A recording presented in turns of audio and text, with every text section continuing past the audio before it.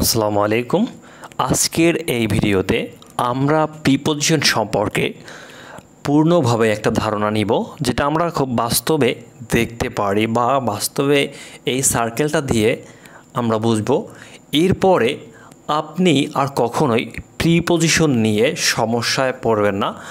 আর preposition আমরা কেন use করি, কারণ হচ্ছে কোনো একটা বাক্য বড় করতে গেলে দেন আমাকে প্রিপজিশন ইউজ করতে হয়, বা কোনো একটা বাক্য তৈরি করতে হলে সেক্ষেত্রেও কিন্তু আমাদেরকে প্রিপজিশন ইউজ করতে হয়। আপনি যদি প্রিপজিশন না জানেন তাহলে কিন্তু আপনি ইংরেজিতে কথা বলতে পারতেছেন না। সো প্রিপজিশন অনেক বেশি ইম্পর্ট্যান্ট। তো আজকের এই সার্কেলটা দিয়ে আমরা প্রিপজিশন খুব সুন্দরভাবে বুঝে নেব। তো watch the video till the end. Let's start the video. First of all আমরা এখানে একটা সার্কেল দেখতে পাচ্ছি, এটা হচ্ছে একটা সার্কেল। তো এরপরে আমরা যদি একদম সবার উপরে খেয়াল করি, সার্কেলের সাথে এখানে অন দেখতে পাচ্ছি। অন কিন্তু হচ্ছে সার্কেলটার সাথে মিশে আছে। অন হচ্ছে সার্কেলটার সাথে মিশে আছে। তো এক্ষেত্রে আমরা কিভাবে ওয়ান ব্যবহার করতে পারি, যেমন আমি যদি বলি the book on the table, মানে কি হচ্ছে বইটা টেবিলের উপরে আছে। এমন না যে টেবিল থেকে বইটা অনেক দূরত্বে আছে, যে ভিতরে মাঝখানে একটা ফাঁকা জায়গা রয়েছে, এমন কিন্তু আসলে না। তো হচ্ছে কি the book on the table, বইটা হচ্ছে আমার টেবিলের সাথে মিশে আছে। বইটা আবার টেবিলটার মধ্যে কোনো গ্যাপ নাই, মানে হচ্ছে টেবিলের সাথে মিশে আছে। তো সেক্ষেত্রে এরকম ক্ষেত্রে আমরা ওয়ান ইউজ করতে পারি, যেমন বইটা টেবিলের উপরে আছে। বা আমি বলতে পারি যেমন the mobile on the table, এরকম কিন্তু আমরা ইউজ করতে পারি। আবার হচ্ছে যেমন অন দ্য ওয়ে, এক্ষেত্রে আমরা ইউজ করতে পারি, সেগুলো আমি অন্য আরেক ভিডিওতে দেখাবো। তো এখানে হচ্ছে যদি কোনো কিছুর সাথে মিশে থাকে, এখানে ধরি এটা হচ্ছে একটা টেবিল, আর এখানে আমি একটা বই রাখলাম, তো টেবিলের উপরে মিশে আছে, that means the book on the table, মানে বইটি টেবিলের সাথে মিশে আছে। এরপরে যদি আমরা দেখতে যাই, এখানে হচ্ছে অ্যাবভ এবং ওভার, একটু কালার করে দেই যাতে বোঝা যায়। এটা হচ্ছে অ্যাবভ এবং ওভার। অ্যাবভ কখন ব্যবহার করা হয়, আবার ওভার কখন ব্যবহার করা হয় আমরা শিখব। অ্যাবভ ব্যবহার করা হয় যেটা হচ্ছে, মনে করুন যে আমার মাথার উপরে একটা ফ্যান আছে।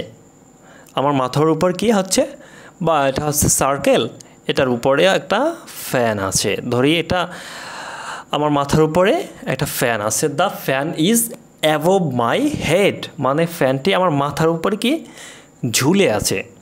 তো এখানে কিন্তু আমার মাথার সাথে ফ্যানটা মিশে নেই। অন যদি হতো সেক্ষেত্রে মিশে থাকলে সেক্ষেত্রে ওয়ান ব্যবহার করা হবে। আবার যেটা আমার মাথার উপরে ঝুলে আছে বা আমার থেকে একটা দূরত্ব বজায় করতে আছে কিন্তু আমার মাথার উপরে আছে, সেক্ষেত্রে আমরা অ্যাবভ ইউজ করব। আবার হচ্ছে এখানে ওভার। ওভার যেটা হচ্ছে আমার মাথার উপরে আছে কিন্তু আমার মাথা থেকে অনেক দূরত্বে আছে, কিন্তু ওটা হচ্ছে নড়াচড়া করতেছে, ওটা স্থির নাই। অ্যাবভ যেটা ওটা কিন্তু স্থির আছে, বাট ওভার যেটা আছে বা আমার মাথার উপর যেটা আছে কিন্তু স্থির নয়। এই সব ক্ষেত্রে আমরা ইউজ করব হচ্ছে ওভার।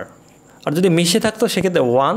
আর মাথার উপরে আছে কিন্তু স্থির, যেটা হচ্ছে চলমান না বা কোনো দিকে সরে যেতে পারতেছে না, সেক্ষেত্রে অ্যাবভ। আবার যদি ওভার ইউজ করি, যেমন আমার মাথার উপরে আছে কিন্তু সেটা চলমান, যেমন আমরা বলতে পারি the plane is over my head. The plane is over my head, মানে প্লেনটি আমার মাথার উপর দিয়ে যাচ্ছে, সেক্ষেত্রেই আমরা ওভার ইউজ করব। এরপরে আমরা হচ্ছে দেখব টু। টু মানে হচ্ছে দিকে। টু কিন্তু অনেক বেশি ইম্পর্ট্যান্ট। আসলে এগুলো প্রিপজিশন অনেক বেশি ইম্পর্ট্যান্ট সবার জন্য, তো প্রত্যেকটা খুব ভালো করে দেখতে থাকেন। টু মানে দিকে।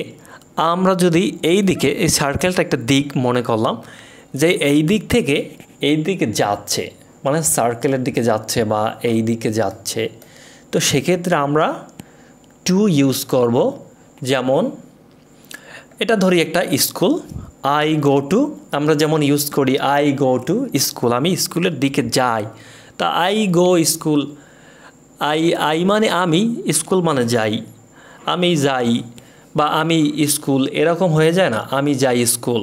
তো সেক্ষেত্রে বাক্যটা পরিপূর্ণ করতে, তো বাক্য পরিপূর্ণ করতে আমরা কী ইউজ করব? টু মানে দিকে, যে আই গো টু স্কুল, আমি স্কুলের দিকে যাই। বা I am going to the market, আমি মার্কেটের দিকে যাই। I am going to the outside, আমি বাহিরের দিকে যাই। তো এভাবে আমরা কোনো দিকে যাচ্ছি, সেক্ষেত্রে আমরা টু ইউজ করব, জাস্ট সিম্পল।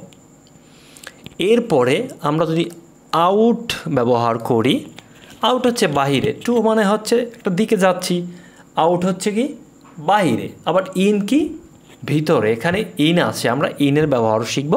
তারপরে অ্যাট আছে, যেমন আমরা আউট ইউজ করি বাহিরে, আমরা যেমন বলতে পারি the player is out of the team, বা Tamim Iqbal is out of the team, Tamim Iqbal কি টিমের বাহিরে। সেক্ষেত্রে আমরা কি করব? আউট ইউজ করব। এরপরে আবার আমরা দেখতে পাচ্ছি যে ইন হচ্ছে ভিতরে, ইন কি ভিতরে, ধরি এটা হচ্ছে একটা রুম, আমরা যদি রুম ধরি তাহলে আমি বলতে পারি কি যে হোয়ার আর ইউ নাও, সেক্ষেত্রে আমরা বলতে পারি I am in the room, I am in the room, আমি রুমের ভিতরে আছি। আবার যদি বলি যে আমরা অ্যাট ইউজ করি কখন, আমরা এটা ধরেন একটা হচ্ছে বড় একটা জায়গা, বড় জায়গার ক্ষেত্রে আবার ছোট জায়গা যখন আমরা বোঝাতে যাব, ধরুন আমরা একটা বড় জায়গায় আছি, সেখান থেকে আমরা ছোট জায়গায় বুঝাবো না, আমি একটা বাজারে আছি কিন্তু একটা দোকানের ভিতরে আছি, এই জিনিসটা যদি আমি ইংরেজিতে বলতে চাই তাহলে সেক্ষেত্রে আমরা অ্যাড ব্যবহার করব। যেমন হচ্ছে আপনি ছোট জায়গার নামে অ্যাড দেবেন আর বড় জায়গার নামে ইন। যেমন আমি বলতে পারি যে currently I am live in Mirpur, currently I am live at Mirpur in Dhaka, যে currently I am living at Mirpur in Dhaka. বা আমরা আবার বলতে পারি যে মিরপুরের ভিতরে যদি আপনি বোঝান যে currently I live in Mirpur at 1 number sector বা 12 নম্বর সেক্টর, এরকম আপনি একটা বুঝিয়ে দিলেন। বা currently I am living at Mirpur, I am living in Mirpur at, এই জায়গাটা আপনি যে জায়গায় থাকছেন সেই জায়গাটা ইউজ করে দিলে হলো। দেন আমরা যদি থ্রো ব্যবহার করি, থ্রো হচ্ছে একটা দিকে, সেক্ষেত্রে আমরা থ্রো ইউজ করি। আবার হচ্ছে যে ইনটু মানে হচ্ছে বাহির থেকে আপনি ভিতরের দিকে প্রবেশ করতেছেন, যেমন the teacher is come into the room বা কামিং ইনটু দ্য রুম, যে শিক্ষক কী করছে, টিচার রুমের ভিতরে ঢুকতেছে বা ঢুকছে, সেক্ষেত্রে আমরা ইনটু ব্যবহার করব। যেমন বাইরে থেকে ভিতরের দিকে ঢুকছে, সেক্ষেত্রে আমরা ইনটু ইউজ করব। আবার ভিতর থেকে বাইরে যাচ্ছে, সেক্ষেত্রে আমরা ব্যবহার করতে পারি আউট অফ। কি ব্যবহার করতে পারি? Out of. আবার আমরা হচ্ছে যদি নিচের ক্ষেত্রে ব্যবহার করি, যেমন বিলো, আন্ডার, তো এই সব ক্ষেত্রে যেমন বলতে পারি read the passage which is below, I post below, বা নিচের দিকে, বা আন্ডার দ্য গ্রাজুয়েশনের নিচের ক্ষেত্রে আমরা কি করব? আমরা আন্ডার বা বিলো ইউজ করব। বা সে আমার তত্ত্বাবধানে কাজ করছে বা আমার নিচে কাজ করছে, he works under by my suggestion. বা সেক্ষেত্রে আপনি যদি নিচে ক্ষেত্রে বোঝান, সেক্ষেত্রে আপনি বিলো বা আন্ডার বোঝাতে পারেন। বা আমি বলতে পারি যে look at the picture which is I added one my post below, আমি একটা ফেসবুকে ছবি দিয়েছি, ওটা দেখুন, যেটা আমি আমার পোস্টের নিচে কী করেছি, অ্যাড করে দিয়েছি, সেটা আপনি দেখুন। তাহলে কি হবে? এক্ষেত্রে আমরা কি করলাম? বিলো ইউজ করলাম। আবার আন্ডার মানে আমার ভিতরে বা আমার নির্দেশনায় আমার নিচে যারা আছে তাদের আমার আন্ডার কাজ করছে, সেক্ষেত্রে কি আন্ডার ইউজ করবো, জাস্ট সিম্পল। তো ভিডিওটি ভালো লাগলে অবশ্যই চ্যানেলটি সাবস্ক্রাইব করে পাশে থাকুন। ধন্যবাদ সবাইকে, আল্লাহ হাফেজ।